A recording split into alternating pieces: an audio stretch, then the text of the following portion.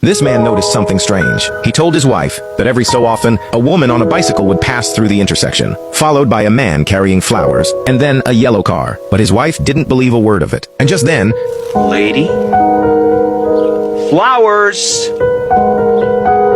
and... Truman, this is silly. There it is! There it is! There's the tinted beetle! Yes!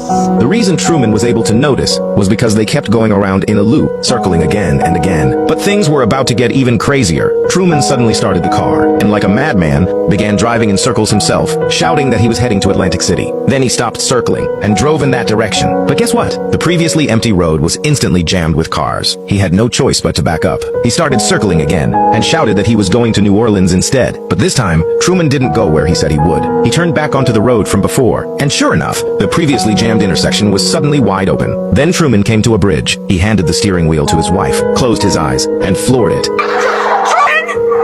You shouldn't be doing this, Truman! We're breaking the law! Oh, my! You can do it! Please don't, please! You can make it! Oh, Truman!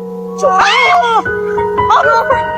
Run for the bridge! Because of his fear of the ocean, this was the only way Truman could cross the bridge. But then something even more absurd happened. A wall of fire suddenly erupted on the road. But Truman didn't stop. He just slammed the gas and blasted right through it. Oh my, Truman! We're on fire! It's okay! We're on fire! It's okay, it's just smoke! It's just smoke! You okay? Yes! Wanna do it again? No! Truman, stop!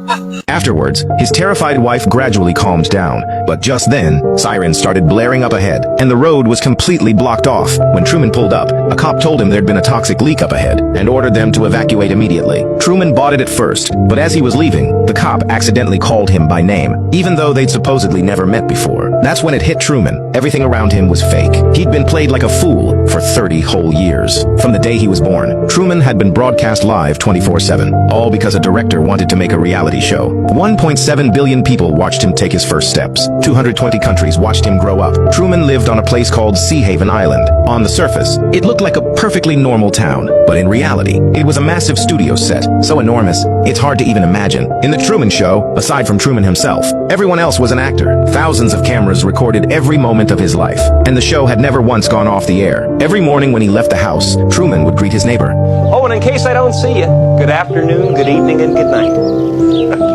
Then, just as Truman was heading to work, something fell out of the sky. Truman nearly jumped out of his skin. When he went to check it out, he realized it was a studio light. He was completely baffled, wondering why on earth that thing fell from the sky. Later, while driving, a news bulletin came over the radio. Moments ago, a plane flying over Sea Haven had malfunctioned and shed a part. Hearing that, Truman didn't think much of it. Every day before work, he'd pick up a fashion magazine for his wife, and every time he walked past this spot, a pair of twin old men would show up, greet Truman, and then pin him against the wall to plug a product. Truman was an insurance salesman, but every day at work, he'd secretly make a phone call to the Fiji Islands Directory Service looking for a woman named Lauren. But every time, he was told no such person existed. And that fashion magazine, it wasn't really for his wife. After making sure no one was around, Truman would fake a cough and quickly rip out the model's eyes from the pictures. It was his little secret. Then his boss assigned him to go to a nearby island to close an insurance deal. But when he heard this, Truman immediately resisted, coming up with every excuse not to go, until his boss threatened him, "If you don't go, you might get fired." So Truman reluctantly went to the dock to buy a ticket. He tried to play it cool as he approached the boat, but when he spotted a half-sunken boat in the water, his legs turned to jelly, and he couldn't take another step. Because of his fear of the ocean, Truman had no choice but to give up the deal. Instead, he stayed home trimming the hedges. But just then, his wife came back from grocery shopping and immediately launched into a product pitch. It's a chef's pal. It's a dicer, grater, peeler all in one. Never needs sharpening, dishwasher safe. That's amazing! And besides his wife, there was someone else awkwardly plugging products too. That is a beer. That was Marlon, Truman's best friend. The two of them would often hang out and drink beer, sharing what was on their minds. And Truman's biggest dream was to leave this place and travel to the other side of the world, Fiji. Later, Truman sat alone by the sea, lost in thought. He remembered a time he went sailing with his dad as a kid, because young Truman didn't want to head back. A sudden storm hit, and his father was swept overboard. He didn't survive. That's why Truman was so terrified of the ocean. Just then, rain suddenly poured down from above. But strangely, the rain only fell on Truman. Wherever he went, it followed.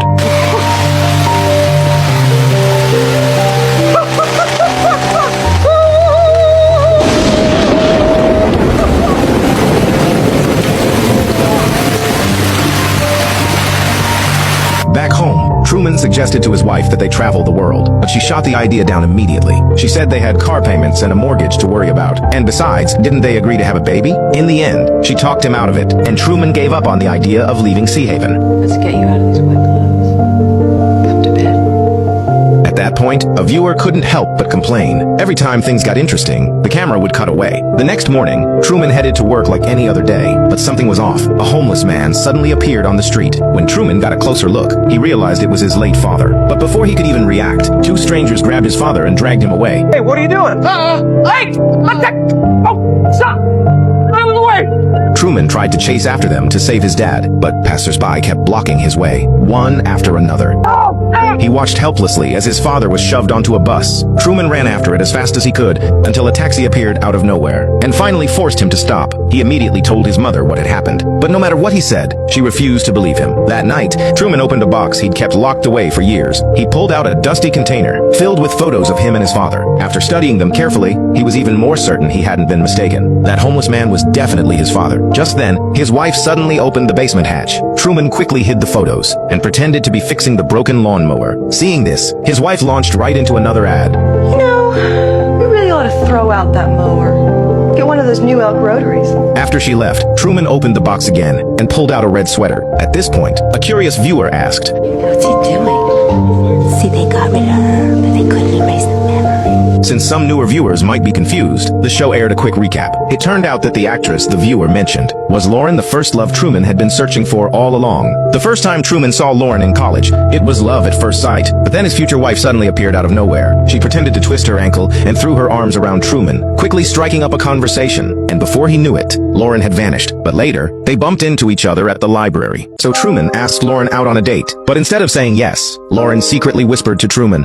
that they couldn't talk there. She let him pass the cameras, and the two of them sprinted away. But even so, they were still tracked down. Eventually, they made it to the beach, where Truman shared his very first on-screen kiss. But right then, a car suddenly pulled up. Because Lauren had developed real feelings for Truman, she couldn't bear to keep lying to him. So she tried to tell him the truth. Everybody knows everything you do.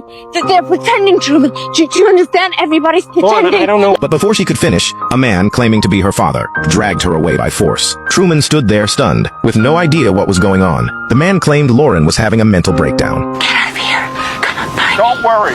We're going to Fiji. Fiji. We're moving to Fiji. After that day, Lauren disappeared completely. All she left behind was that red sweater. Under the director's arrangement, Truman ended up marrying a woman he didn't love, and the reason he'd been tearing out models' eyes from magazines was to piece together a picture of Lauren. Meanwhile, Lauren was watching all of this from her TV. She was moved to tears. But after all these years, Truman still hadn't figured out what Lauren had tried to tell him, until one day on his way to work, when suddenly, his car radio glitched out, and what it was broadcasting was a play-by-play of his every move. Okay, he's making his turn onto Lancaster Square. Oh my God! He knew his acknowledge. Something's wrong. Change frequencies.